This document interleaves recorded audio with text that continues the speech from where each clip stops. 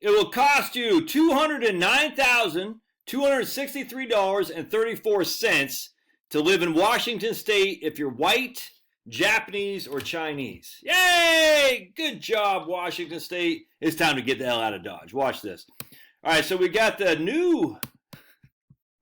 Well, we'll come back to that in a second. We got the new Covenant Homeownership Program. Dude, this is so... It's so insane. I thought the left couldn't get any worse, and yet I'm just amazed just how insane they are. This is from the government. Washington Homeowners Resource Center. Washington State's Covenant Homeownership Program provides down payment and closing cost assistance for eligible first-time home buyers in the form of a 0% interest. It is paid back on the sale or refinancing of the home, or forgiveness may be available after 5 years for eligible households. Sounds good, Josh. Who is eligible? It's based on the mandates of the Homeownership Act, on the recommendations of the Covenant Homeownership Program, that you or a parent or grandparent lived in Washington State before 1968. That person is black, Hispanic, indigenous, or another part of a racial group identified in the covenant study. So we're going to go over here and see what Axios says. Who's another part of the racial group? Oh, Korean or Asian Indian. So, whites, everyone bashes whites because for some reason whites have been so suckered into being guilty for our massive, incredible accomplishments throughout the world. Whites are just crushing. But the fact that Japanese or Chinese don't qualify for this. When Japanese were interned under the left's hero FDR, they were literally put in concentration camps. There's a Chinese Exclusion Act. The fact that the Chinese or Japanese don't qualify for it, only Koreans for the Asians, the whole thing is insane to me. This is the government. I keep going with that. Your first-time home buyers, you meet income guidelines, which is up to 120. You can have more income if you're black, is indigenous, Hispanic, Korean, or Pacific Islander of over 20% above the median income.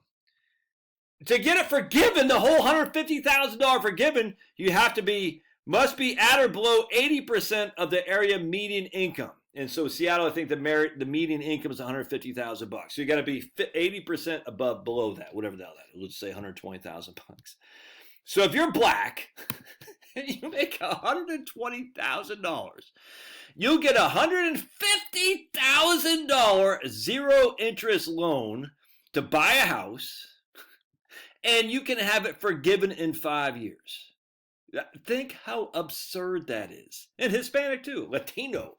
Oh my dude, that's insane. Insane. Do they call them Latinx here, or they call them Hispanic here? I was reading some other things, they call them Latinx. It's like, dude, you gotta be kidding me. Fund the U.S. Census. So as we go to the commissars, the commie commissar straight from Moscow, we say, how do I identify my race? Well, if you're a Pacific Islander, Hawaii, Guam, Samoa, or other Pacific Islanders, Samoa, Chamorro, Tongan, Fijian, and Marshallese. Why was it created? The Washington State Legislature passed it with bipartisan. No, it didn't pass with bipartisan. Oh, maybe this did pass with bipartisan support. There's another one that did not. The act created a new program to fund, help people who have been impacted by Washington's history of housing discrimination become home buyers.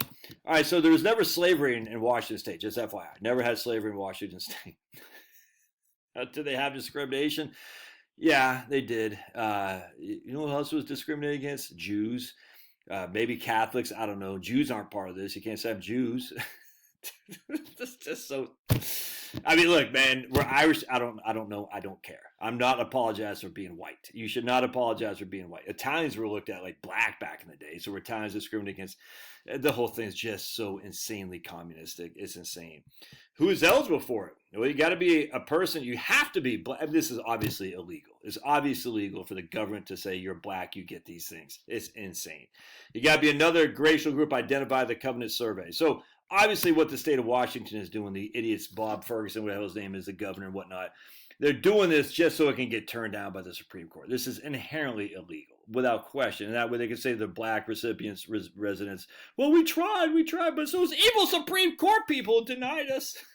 Because You must, oh my goodness, who qualifies as a first-time home buyer? As long as you have not owned a home in the past 3 years.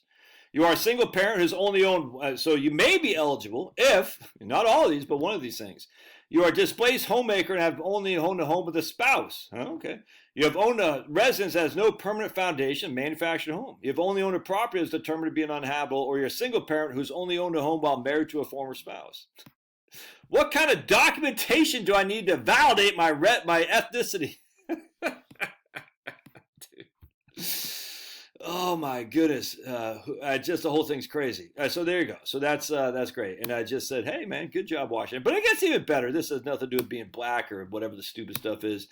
This is Actually, let's see how many Republicans voted for the this covenant homeownership program. Let's see. Let's take a look here, shall we? Committee. None of the Republicans voted for it, but they didn't vote against either. Freaking weak.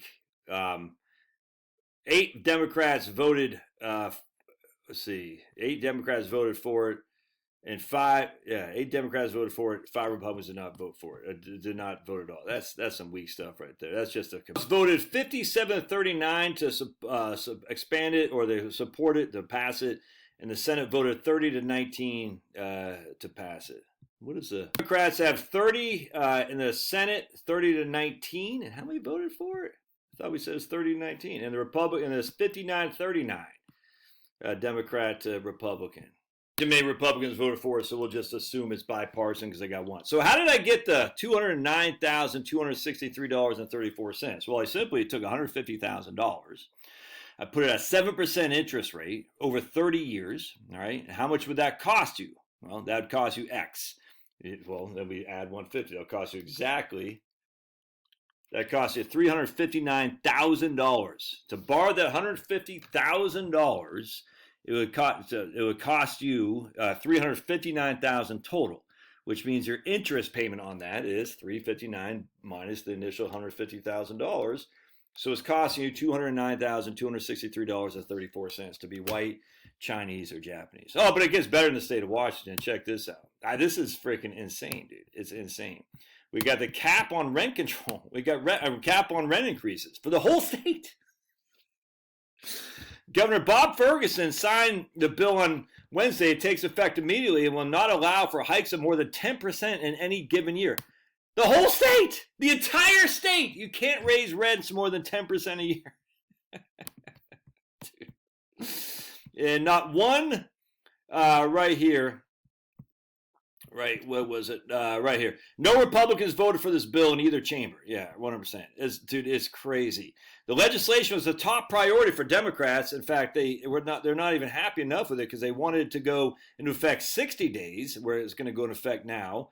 Rent hike notices are now required to go in effect for 90. Rent hike notices required 90 days in advance before they go in effect, whereas up 60% but more. Interesting.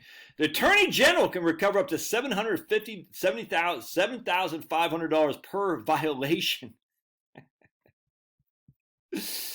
If the landlord raises rent above the cap without an exemption, the renter must give the landlord a chance to fix the error or can terminate the lease within 20 days. Or the tenant can go to the Attorney General and say, hey! Effective immediately, it caps residential rent hikes during a 12-month period at 7% plus inflation or a 10%, whichever is lower. So if inflation is 1%, you can only raise your rent by 8%, whichever's lower. The limit will last 15 years. It also restricts manufactured rent increases to 5%. So if you're in a manufactured home, your rent increases are restricted to 5%. Too many folks are getting priced out, says your stupid governor. We can't have that, right? Right? Yeah, that's not an option. Dude, it's so freaking dumb.